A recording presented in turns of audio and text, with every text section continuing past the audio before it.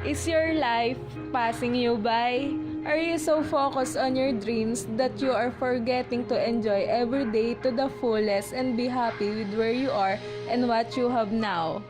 If you are anything like most people that have a burning desire and vision to achieve something, you could be falling into the trap of being so focused on it that you neglect to enjoy each and every moment on your journey to attaining your goals.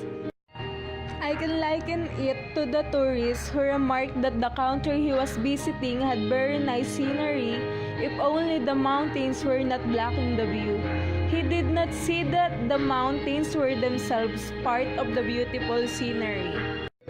So it goes that we often focus so much on our dreams and that ideal life we want to live next year or 5 years from now that we forget about today.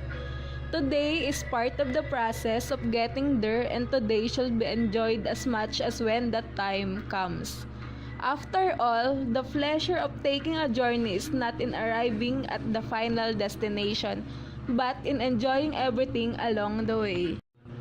Have you ever had the impatient feeling that you are not getting to where you want to get quickly enough and therefore find yourself not fully appreciating the here and now?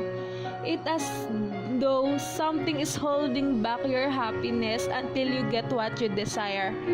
The only problem in this scenario is that in the meantime, you are unhappy and life is passing you by.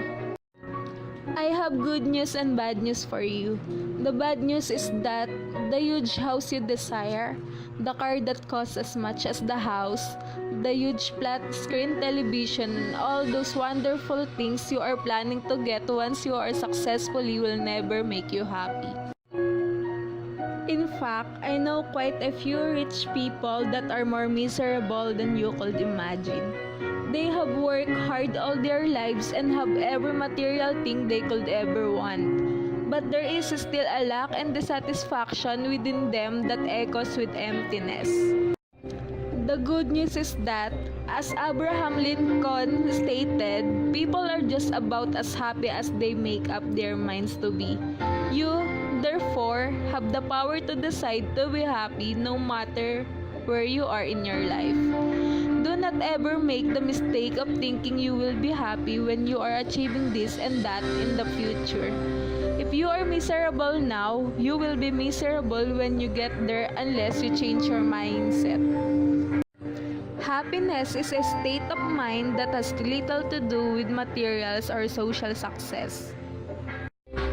Anyone who desires it, who wills it, and who learns and applies the right formula may become a happy person. That is the advice from the father of positive thinking, Norman Vincent Peale. There is simplicity in such a statement that makes most people fail to appreciate its significance and truth. We want some complicated formula to a lot of our problems when the answers are with us all the time. The answer to the riddle of how to be happy is simply that you make the decision to be happy. That is as plain and simple as I can make it. Always remember that there will always be things that go wrong at times and things that upset you or try to frustrate you. But the secret is to decide that no matter what goes wrong and no matter how rough things get, you will not let it get you down. There is one thing that is always in your control. That is you. You decide how you react to any situation. Norman Peale goes on to say that most people, as much as perhaps 4 out of 5, manufacture their own unhappiness. They do so by thinking unhappy thoughts and having the wrong attitudes towards life. Resentment, ill will, hate, fear, and worry are identified as some of the ingredients of the unhappiness-producing process. No amount of material wealth and success can help an individual that has unhappiness-producing habits to be happy.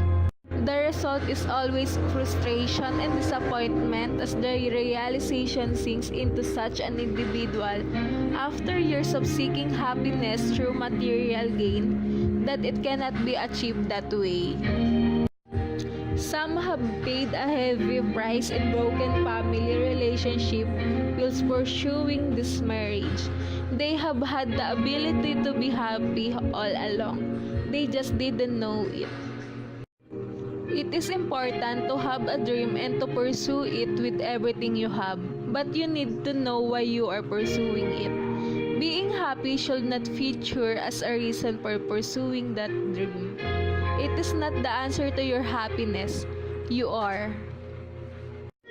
The process of being happy is simply to replace the unhappiness producing habits with happiness producing habits.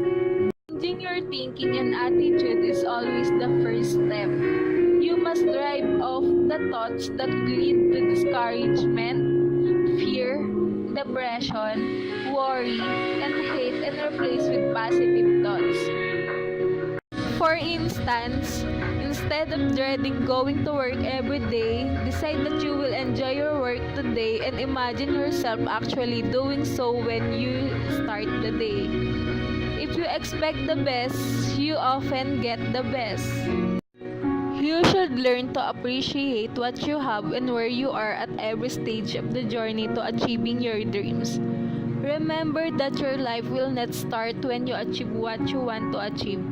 Your life is right here and now. The present is all you have.